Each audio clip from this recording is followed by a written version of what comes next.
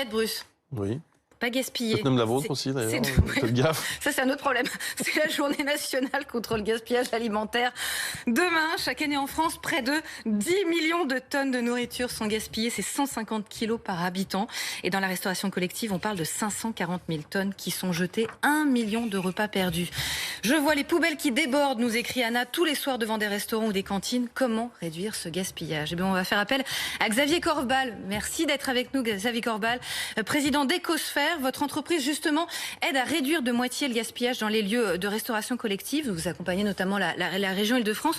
Comment est-ce qu'on s'y prend pour moins jeter? La région Île-de-France, la région Centre-Val de Loire, le conseil départemental de la Sarthe, la métropole de Saint-Étienne, autant de sites, de territoires qui ont décidé d'avancer sur la réduction du gaspillage alimentaire en restauration collective. Ça concerne les cantines scolaires, ça concerne les restaurants administratifs, ça concerne aussi tous les établissements de santé, les EHPAD, les centres hospitaliers.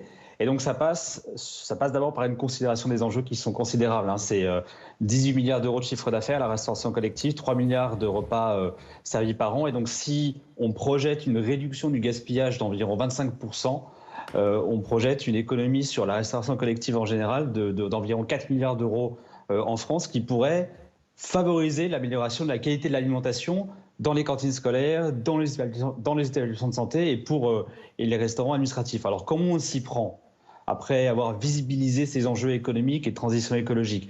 De transition écologique, je précise pourquoi, c'est parce que le gaspillage alimentaire, c'est le 3e responsable d'émissions de gaz à effet de serre dans le monde.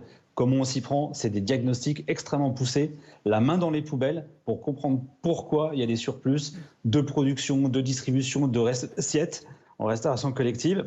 Et puis après, il faut créer de l'adhésion. Ces diagnostics, ils doivent être acceptés par les équipes de cuisine. Acceptés parce que c'est la pierre angulaire du plan d'action corrective qu'on va mettre en place avec eux. Donc c'est un choix d'ingrédients, c'est jouer sur les quantités, sur la façon dont est proposée la nourriture? C'est effectivement d'abord accepter que les portions qu'on met dans les plats sont pas forcément adaptées aux besoins des convives. Quand on sert un potage à 18h30 en EHPAD après une collation à 16h, on a environ 60 à 70% du potage ou de la soupe qui est jeté à la poubelle. Donc c'est considérable. Donc c'est adapter des portions en grammage, adapter des portions en qualité aux besoins des convives. C'est fondamental. Vous l'avez dit aussi, les conditions de prise du repas sont très importantes.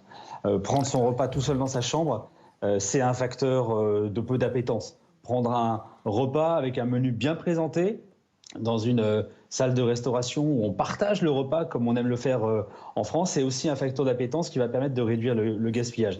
Mais les facteurs sont multiples. On l'a classé en faisant 35 actions fondamentales en 8 grandes catégories, de l'adaptation des portions à la qualité de la prise du repas, des conditions de prise du repas. Donc 35 mesures fondamentales, 8 catégories qu'on va adapter en fait à chaque type de site de restauration collective, à chaque commune, à chaque école, à chaque établissement de santé, parce que les conditions ne sont pas toujours les mêmes. Les conditions de service, le fonctionnement de la cuisine centrale. S'adapter et puis accepter. Merci beaucoup Xavier Corbal. Je suis désolée, je suis obligée de vous interrompre avec cette image du ministre